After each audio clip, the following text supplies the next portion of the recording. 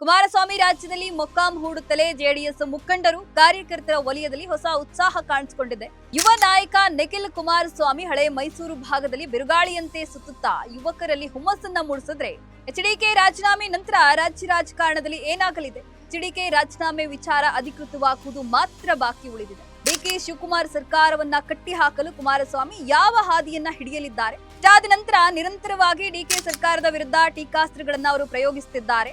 ಲೋಕಸಭಾ ಚುನಾವಣೆಯಲ್ಲಿ ನಾವು ನಮ್ಮ ಶಕ್ತಿ ತೋರಿಸಿದ್ರಿಂದಲೇ ನರೇಂದ್ರ ಮೋದಿ ಅವರು ನಮ್ಮನ್ನ ಆಧರಿಸಿ ಉನ್ನತ ಹುದ್ದೆಯನ್ನ ಕೊಟ್ಟರು.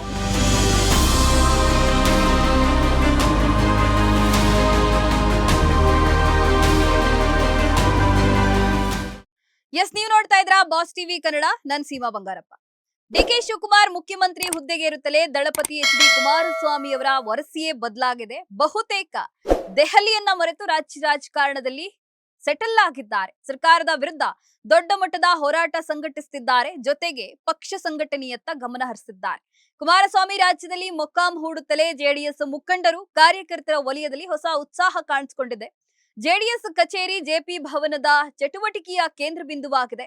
ಯುವ ನಾಯಕ ನಿಖಿಲ್ ಕುಮಾರಸ್ವಾಮಿ ಹಳೆ ಮೈಸೂರು ಭಾಗದಲ್ಲಿ ಬಿರುಗಾಳಿಯಂತೆ ಸುತ್ತುತ್ತಾ ಯುವಕರಲ್ಲಿ ಹುಮ್ಮಸ್ಸನ್ನ ಮೂಡಿಸಿದ್ರೆ, ಕುಮಾರಸ್ವಾಮಿ ಮತ್ತೆ ರಾಜ್ಯದ ಪ್ರತಿ ವಿಧಾನಸಭಾ ಕ್ಷೇತ್ರದ ನಾಯಕರ ಸಂಪರ್ಕಕ್ಕೆ ಮರಳಿದ್ದಾರೆ. ಇದರಿಂದ ಎಚ್ಡಿಕೆ ಬಹುತೇಕ ರಾಷ್ಟ್ರ ರಾಜಕಾರಣಕ್ಕೆ ಗುಡ್ ಬೈ ಹೇಳಿದಂತಾಗಿದೆ. ಮೂಲಗಳ ಪ್ರಕಾರ ಅವರು ಕೇಂದ್ರ ಸಚಿವ ಸ್ಥಾನಕ್ಕೆ ಶೀಘ್ರವೇ ರಾಜೀನಾಮೆ ನೀಡಲಿದ್ದಾರೆ. ನರೇಂದ್ರ ಮೋದಿ ಅವರೊಂದಿಗೆ ಈ ಬಗ್ಗೆ ಈಗಾಗಲೇ ಮಾತುಕತೆ ನಡೆಸಿ ಅವರನ್ನ ಒಪ್ಪಿಸಲಾಗಿದ್ದು, ಮುಂಬರುವ ಸಚಿವ ಸಂಪುಟ ವಿಸ್ತರಣೆ ವೇಳೆ ಕುಮಾರಣ್ಣನ ಜಾಗಕ್ಕೆ ಮತ್ತೊಬ್ಬರು ಬರಲಿದ್ದಾರೆ. ಮತ್ತೊಂದು ಮೂಲಗಳ ಪ್ರಕಾರ ಎಚ್ಡಿಕೆ ರಾಜೀನಾಮೆ ವಿಚಾರ ಅಧಿಕೃತವಾಗುವುದು ಮಾತ್ರ ಬಾಕಿ ಉಳಿದಿದೆ. ಎಚ್ಡಿಕೆ ರಾಜೀನಾಮೆ ನಂತರ ರಾಜ್ಯ ರಾಜಕಾರಣದಲ್ಲಿ ಏನಾಗಲಿದೆ? ಬಿಜೆಪಿ ಜೆಡಿಎಸ್ ಮೈತ್ರಿಕತೆ ಎಲ್ಲಿಗೆ ಹೋಗಿ ಮುಟ್ಟಲಿದೆ? ಡಿಕೆ ಶಿವಕುಮಾರ್ ಸರ್ಕಾರವನ್ನ ಕಟ್ಟಿಹಾಕಲು ಕುಮಾರಸ್ವಾಮಿ ಯಾವ ಹಾದಿಯನ್ನ ಹಿಡಿಯಲಿದ್ದಾರೆ?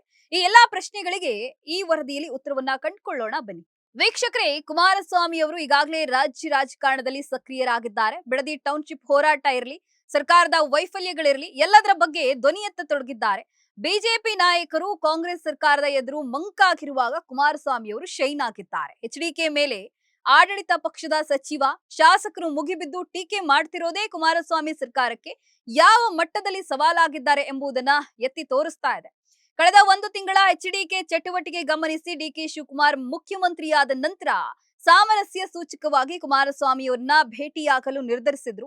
ಎಲ್ಲಾ ಮಾಜಿ ಮುಖ್ಯಮಂತ್ರಿಗಳು, ಮಾಜಿ ಪ್ರಧಾನಿ ಎಚ್.ಡಿ. ದೇವೇಗೌಡರನ್ನ ಭೇಟಿ ಮಾಡಿದ್ದ ಡಿಕೆಶಿ ಕುಮಾರಸ್ವಾಮಿ ಸಮಯ ಕೇಳಿದ್ರು. ಆದ್ರೆ ಕುಮಾರಣ್ಣ ಡಿಕೆಶಿ ಭೇಟಿಯಾಗಲು ಒಪ್ಪಲಿಲ್ಲ. ಡಿಕೆಶಿ ಭೇಟಿಗೆ ಒಪ್ಕೊಂಡಿದ್ದೇ ಆದ್ರೆ ಜೆಡಿಎಸ್ ಕಾರ್ಯಕರ್ತರು ಮತ್ತು ಒಕ್ಕಲಿಗ ಸಮುದಾಯಕ್ಕೆ ವ್ಯತಿರಿಕ್ತ ಸಂದೇಶ ಹೋಗುತ್ತದೆ. ಮುಖ್ಯಮಂತ್ರಿ ಸ್ಥಾನಕ್ಕೇರಿರುವ ಡಿಕೆಶಿ ಬಗ್ಗೆ ಕುಮಾರಸ್ವಾಮಿ ಮೃದುವಾಗಿದ್ದಾರೆ ಎಂಬ ಭಾವನೆ ಜನರಲ್ಲಿ ಮೂಡುತ್ತೆ. ಈ ಅಭಿಪ್ರಾಯ ರೂಪುಗೊಂಡ್ರೆ ಅದು ನೇರವಾಗಿ ಜೆಡಿಎಸ್ ಪಕ್ಷಕ್ಕೆ ಹೊಡೆತ ಕೊಡುತ್ತೆ. ಡಿಕೆಶಿ ಮತ್ತು ನಮ್ಮ ನಡುವೆ ಕದನ ಭೂಮಿಯಾಗಿರುವ ಹಳೆ ಮೈಸೂರು ಭಾಗದಲ್ಲಿ ಬಂಡೆ ಕೈ ಮೇಲಾಗುತ್ತದೆ ಎಂಬ ಕಾರಣಕ್ಕೆ ಕುಮಾರಸ್ವಾಮಿಯವರು ಡಿಕೆಶಿ ಮುಖಾಮುಖಿಯಾಗಲು ಒಪ್ಪಲಿಲ್ಲ. ಮುಖ್ಯಮಂತ್ರಿಯಾಗಿ ನಾನು ಏನು ಹರಿಯಲಿಲ್ಲ ಎಂದು ಡಿಕೆಶಿ ಹೇಳಿದ್ದಾರೆ. ಏನು ಮಾಡದ ಅವರಿಗೆ ಯಾವ ಸಲಹೆ ಕೊಡಲಿ ಎಂದು ತಿರುಗೇಟು ಕೊಡುವ ಮೂಲಕ ಡಿಕೆ ಭೇಟಿಯಾಗದ್ದನ್ನ ಸಮರ್ಥಿಸಿಕೊಂಡಿದ್ದಾರೆ. ಇಷ್ಟಾದ ನಂತರ ನಿರಂತರವಾಗಿ ಡಿಕೆ ಸರ್ಕಾರದ ವಿರುದ್ಧ ಟೀಕಾಸ್ತ್ರಗಳನ್ನ ಅವರು ಪ್ರಯೋಗಿಸುತ್ತಿದ್ದಾರೆ. ಇದು ಯಾವ ಮಟ್ಟಕ್ಕೆ ಮುಟ್ಟಿದೆಯೆಂದ್ರೆ, ಕುಮಾರಸ್ವಾಮಿ ಅವರೇ ಅಧಿಕೃತವಾಗಿ ವಿಪಕ್ಷ ನಾಯಕರೇನೋ ಎಂಬ ಭಾವನೆ ಎಲ್ಲರಲ್ಲಿ ಮೂಡಿದೆ. ಕುಮಾರಸ್ವಾಮಿ ರಾಜ್ಯ ರಾಜಕಾರಣದಲ್ಲಿ ಸಕ್ರಿಯರಾಗಲು ಪ್ರಮುಖ ಕಾರಣ, ಡಿಕೆಶಿ ಮುಖ್ಯಮಂತ್ರಿ ಆಗಿರುವಾಗ ನಮಗೆ ಮುಂದಿನ ಚುನಾವಣೆ ಕಷ್ಟ, ಪಕ್ಷದ ನೆಲೆ ಉಳಿಸ್ಕೊಳ್ಬೇಕು ಅಂದ್ರೆ ಇನ್ನು ನಾನು ರಾಜ್ಯ ಬಿಟ್ಟು ಹೊರ ಹೋಗಬಾರದು ಎಂಬ ಲೆಕ್ಕಾಚಾರ. ಯಾರು ಏನೇ ಹೇಳಿದ್ರು ಜೆಡಿಎಸ್ ಪಕ್ಷದ ನೆಲೆ ಇರುವುದೇ ಹಳೆ ಮೈಸೂರು ಜಿಲ್ಲೆಗಳಲ್ಲಿ. ಇಲ್ಲಿ ಎಡವಟ್ಟಾದ್ರೆ ನಮ್ಮ ಕತೆ ಮುಗಿದು ಹೋಗುತ್ತೆ. ಲೋಕಸಭಾ ಚುನಾವಣೆಯಲ್ಲಿ ನಾವು ನಮ್ಮ ಶಕ್ತಿ ತೋರಿಸಿದ್ರಿಂದಲೇ ನರೇಂದ್ರ ಮೋದಿ ಅವರು ನಮ್ಮನ್ನ ಆಧರಿಸಿ ಉನ್ನತ ಹುದ್ದೆಯನ್ನ ಕೊಟ್ಟರು. ಮುಂದೆ ನಿರ್ಣಾಯಕವಾಗಿರುವ 2028ರ ಚುನಾವಣೆಯಲ್ಲಿ ದೊಡ್ಡ ಸಾಧನೆ ಮಾಡುವ ಶಕ್ತಿ ಗಳಿಸ್ಕೊಂಡ್ರೆ ಮಾತ್ರ ನಮ್ಮನ್ನ ಅವರು ಗಂಭೀರವಾಗಿ ಪರಿಗಣಿಸ್ತಾರೆ. ಸೀಟು ಹಂಚಿಕೆ ವೇಳೆ ಹೆಚ್ಚಿನ ಪ್ರಾಧಾನ್ಯತೆಯನ್ನ ನೀಡ್ತಾರೆ. ಬಿಜೆಪಿ ಜೊತೆಗಿನ ಮೈತ್ರಿ ತೊರೆದರೂ ನಾವು ಸ್ವತಂತ್ರವಾಗಿ ಚುನಾವಣೆಯನ್ನು ಎದುರಿಸುವ ಶಕ್ತಿ ಗಳಿಸಿಕೊಂಡಾಗ ಮಾತ್ರ ನಮ್ಮ ಅಸ್ತಿತ್ವ ಉಳಿಯುತ್ತದೆ. ಮೈತ್ರಿ ಸೀಟು ಹಂಚಿಕೆ ಬಗ್ಗೆ ಈಗಾಗಲೇ ರಾಜ್ಯ ಬಿಜೆಪಿ ನಾಯಕರು ಜೆಡಿಎಸ್ ವಿರುದ್ಧ ಹೇಳಿಕೆಯನ್ನ ನೀಡುತ್ತಿದ್ದಾರೆ. ನಮ್ಮ ಶಕ್ತಿ ಕಡಿಮೆ ಎಂಬಂತೆ ಬಿಂಬಿಸಿ ಕಡಿಮೆ ಸೀಟು ದೊರಕುವಂತೆ ಮಾಡಲು ತಂತ್ರವನ್ನ ಮಾಡ್ತಿದ್ದಾರೆ. ಬಿಜೆಪಿ ವರಿಷ್ಠ ಕಿವಿ ಊದಿ ನಾಳೆ ಸೀಟು ಹಂಚಿಕೆ ವೇಳೆ ಹಿನ್ನಡೆ ಆಗುವಂತೆ ಮಾಡಿದ್ರು ನಮಗೆ ಡ್ಯಾಮೇಜ್ ಖಂಡಿತ. ಬಿಜೆಪಿ ವರಿಷ್ಠ ನಾಯಕರು ಎಲ್ಲದಕ್ಕೂ ಹಲವು ಸುತ್ತಿನ ಸರ್ವೆ ಸಮೀಕ್ಷೆಗಳನ್ನ ಮಾಡಿಸಿ ಅದರ ವರದಿ ಆಧಾರಗಳ ಮೇಲೆ ಮಾತನಾಡೋರು. ಸರ್ವೆ ರಿಪೋರ್ಟ್ ಕೈಯಲ್ಲಿ ಹಿಡಿದುಕೊಂಡು ಕ್ಷೇತ್ರ ಹಂಚಿಕೆ ಟೇಬಲ್ಗೆ ಅವರು ಬರ್ತಾರೆ. ಅದಕ್ಕಿಂತ ಹೆಚ್ಚಾಗಿ 2027ರ ಅಂತ್ಯಕ್ಕೆ ರಾಜ್ಯದಲ್ಲಿ ಜೆಡಿಎಸ್ ಸ್ಥಿತಿಗತಿ ಹೇಗಿರುತ್ತದೆ ಎನ್ನುವುದರ ಮೇಲೆ ನಮ್ಮ ಸಾಮರ್ಥ್ಯವನ್ನ ಮೋದಿ, ಅಮಿತ್ ಶಾ ನಿರ್ಧರಿಸುತ್ತಾರೆ. ಹೀಗಾಗಿ ಪಕ್ಷ ಬಲಪಡಿಸಬೇಕು, ಪ್ರತಿ ಕ್ಷೇತ್ರದಲ್ಲೂ ತಾಕತ್ತು ತುಂಬಬೇಕು ಎಂಬುದು ಕುಮಾರಸ್ವಾಮಿ ಅವರ ಯೋಚನೆ.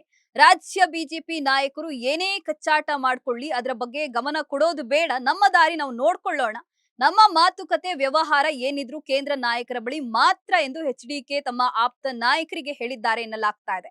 ಒಟ್ಟಾರೆ ಕುಮಾರಸ್ವಾಮಿ ರಾಜ್ಯ ರಾಜಕಾರಣದಲ್ಲಿ ಫುಲ್ ಆಕ್ಟಿವ್ ಆಗಿದ್ದು ಸರ್ಕಾರದ ವಿರುದ್ಧ ಇನ್ನಷ್ಟು ಮಟ್ಟದ ರಣಕಹಳೆ ಮೊಳಗಿಸುವುದು ಖಚಿತ. ಹೀಗಾಗಿ ಮುಂದಿನ ದಿನಗಳಲ್ಲಿ ಒಕ್ಕಲಿಗ ಮತಕೋಟೆಗಾಗಿ ಡಿಕೆ ಎಚ್ಡಿಕೆ ನಡುವೆ ಘನಘೋರ ರಾಜಕೀಯ ಕದನವನ್ನ ನಾವು ನಿರೀಕ್ಷಿಸಬಹುದು. ಇದಾಗಿತ್ತು ಹೊತ್ತಿನ ರಾಜಕೀಯ ವಿಶೇಷ. ಮತ್ತೊಂದು ವರದಿ ಜೊತೆ ಮತ್ತೆ ಸಿಗ್ತೀನಿ. ನಮಸ್ಕಾರ.